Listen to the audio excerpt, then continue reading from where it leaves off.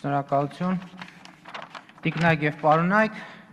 2011 թվականի նոյեմբերի 9-ին Սերժ Սարգսյանը ազդարարեց Հայաստանում նոր դարաշրջանի մեկնարկը։ Մեջբերում եմ, այո, մենք կանգնած ենք նոր սկզբի առջև։ Գործարարությունը պետք է հետևողականորեն տարանջատվի պետական համակարգից և իշխանությունից, հայտարարեց Սերժ Սարգսյանը արդյունաբերողների և գործարարների միության համագումարում։ Ըստ ամենայնի, այս կարգախոսը Սերժ Սարգսյանը վերցրել էր որևէ եվրոպական գործչի ճառից, որովհետև ժամանակակից աշխարհում իսկապես բիզնեսի և իշխանության տարանջատումը ժողովրդավարական իրավական երկրներում չափազանց կարևոր է։ Ու հիմա այս հայտարարությունից ընդամենը 2 տարի անց, մի քիչ ավել, ձևավորվում է կառավարություն, որի անդամներից առնվազն 5-ը կարող են հավակնել Հայաստանի 20 ամենահարուստ մարդկանց ցուցակում տեղ զբաղեցնելու համար։ Իսկ Հովիկ Աբրահամյանն ու Գագիկ Խաչատրյանն ընդհանրապես եռյակի հավակնորդներ են։ Հովիկ Աբրահամյանը անկախության տարիներին ըստ էության գրեթե անդադար պետական պաշտոններ է զբաղեցնում եւ այդ պետական պաշտոնյա լինելու ընթացքում դարձել է Հայաստանի Հանրապետության ամենախոշոր սեփականատերերից մեկը։ Հազարավոր հեկտարներով հողեր, գազալցակայաններ, բենզալցակայաններ, գործարաններ, հանգստյան տներ, առանձնատներ, իսկ ընդհանրապես Երևանի փոքր կենտրոնում որ շենքի տակ կանգնում ես, ասում են այս շենքում Հովիկ Աբրահամյանը 2 հարկ ունի։ Դավիթ Հարությունյանը ընդհանրապես այնքան անշարժ գույք է հայտարարագրել, որ տպավորություն է, որ ինքը վերջին 20-25 տարում ոչ թե պետական պաշտոնյա է եղել, այլ անշարժ գույքի գործակալ։ Մենք Տիգրան Սարգսյանի օֆշորային սկանդալը դեռ շատ ջուր կտանի, իհարկե դեռ շատ կխոսենք այդ մասին, բայց այս կառավարությունն էլ ունի օֆշորային սկանդալ։ Մոռացել եք 10 տարվա վաղեմության օֆշորային սկանդալը կապված Golden Palace հյուրանոցային համալիրի հետ։ Երբ որ պարզվեց, որ Ճշմարիտյան անունով մեկը օֆշորային գոտում ընկերություն է գրանցել եւ օտար երկրյա ներդրում է արել մանումենտը քանդելու միջոցով։ Ու հետագայում բնականաբար Կարեն Ճշմարիտյանի անունը էկոնոմիկայի նախարար նշվում էր այդ սեփականատերերի ցանկում։ Գագիկ Խաչատրյանը ընդհանրապես դժվար է հասկանալ ինքը ինչով է զբաղված։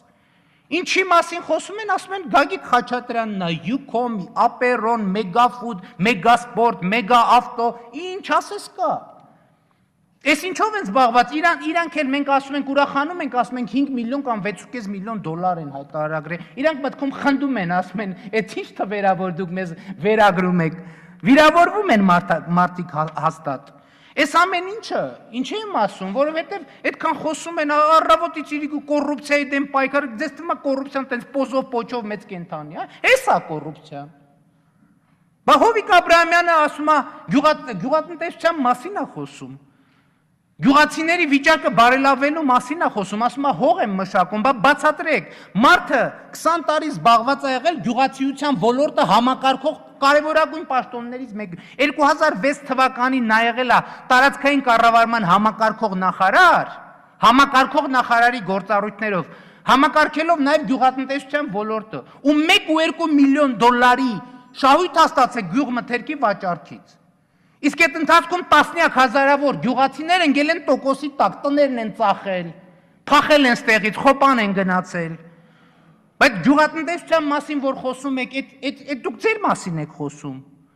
Գագիկ Խաչատրյանը ընդհանրապես տեսեք հենց ինչ պատմություն է։ Յուկոմ ընկերություն կա, չէ՞։ Այդ Յուկոմ ընկերությունը հիմնադրվել է ու պետեկամուտների կոմիտեն հանկարծ սկսել է հրաժարվել Արմենթելի ծառայություններից հեռախոսային ու սկսել է Յուկոմ քաշել։ Գագիկ Խաչատրյանին ասում են, ես ինչ պատմություն է, ասում է, ես ինչ կապ ունեմ, այդ պայմանագրերը պետեկամուտների կոմիտեի աշխատակազմի ղեկավարն է կնքում։ Ինքը պետեկամուտների կոմիտեի նախագահն է, բայց տեղյակ չի։ Իսկ Յուկոմ ընկերությունը պատկանում է Գագիկ Խաչատրյանին, լավ ինքը ասում է Գագիկին չի պատկանում, հորեղբորս որդուն է պատկանում։ Մի ուրիշ ընկերություն, որ գրանցված է իր տան հասցեով, ինչով է զբաղված այդ ընկերությունը, միլիոնավոր դոլարների շահույթ է ստանում, ՀԴՄ մեքենաների ժապավեններ վաճառելով, այն որ ՀԴՄ-ն վրան խփում են։ Մարդը զբաղված է թուղթ ներմուծելով, ասում է ես կապ չունեմ։ Տղես է, այն մյուս տղես է, հորողբորս տղեն է։ Ու այս ֆոնին Հովիկ Աբրահամյանն ինձ ասում է, հա, դուք դաժե ընտանիք չեք պահում։ Մա ճիշտ եք ասում, պարոն Աբրահամյան։ Հələ 3 տարի ու կես մոռացաք ասեք, որ ես ընդհատակում ու բանտում էի։ Իմ ընտանիքն էր ինձ պահում։ Բա ընտանիք պահողը դուք եք, իհարկե դուք եք։ Այ մարդ պետք է ձեր նման ընտանիք պահի, որ իրանց շրջապատի մարդիկ կամ միլպետ լնեն, կամ դատախազ լնեն, կամ միլիոնատեր լնեն, կամ դեպուտատ լնեն, կամ քաղաքապետ լնեն։ Հա, Գագիկ Խաչատրյանի նման պետք է մարդ ընտանիք պահի։ Ասում է յուքոմը քոնն, ասում է չի իմը չի, հորողբորոս տղունն է։ Ասում են բանը ապերոնը քոնն է, ասում է չէ տղունս է։ Ասում են էս ինչը քոնն է, ասում է չէ հորողբորոս տղունն է։ Այսինքն ամբողջ երկիրը ձերն է, ընտանիք եք պահում ու ձեր պահած ընտանիքների ֆոնին է, որ այսօր Հայաստանի Հանրապետությունում 200,000 ընտանիք աղքատ է։ Հացին կակա է ասում, այդ դուք ձեր տենց ընտանիքները պահեք։ Մի հատ կարգի հրավիրեք, հա։ Ստե բազար չի արա։ Պարոն Փաշինյան, ձեզ կարգի հրավիրեմ, թե պատգամավորին։ Խնդրում եմ, կներեք ինձ համար 200,000 ընտանիք ավելի կարևոր է, քան 3 հատ կոռուպցիոների ընտանիք։ Խնդրում եմ չխանգարել։ Ուրեմն խնդիրը հետևյալն է։ Այստեղ ուրեմն կառավարությունը իր ծրագրում գրում է, որ պետքա ազգային բրենդի ծրագիր մշակի, գտնի ռազմավարություն մշակի, ոչ մի բան գտնելու կարիք չկա։ Այս կառավարությունը, որ կա, Հայաստանի ազգային բրենդը հայտնի է։ Քանի դեռ այս կառավարությունը, այս իշխանությունը Սերժ Սարգսյանի գոյությամբ, գլխավորությամբ գոյություն ունի, Հայաստանի Հանրապետությունը ունի մեկ ազգային բրենդ, այդ կոռուպցիան է, ուրիշ բրենդ ուղղակի ման մի եկեք։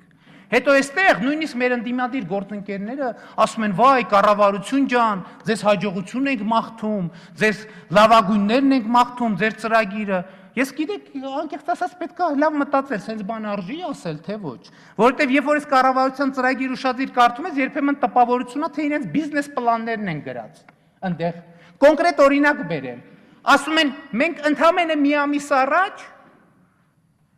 Արտեզյան դաշտի արտեզյան ավազանի հարցն ենք լուծում, որ այդ ձկնաբուծությունը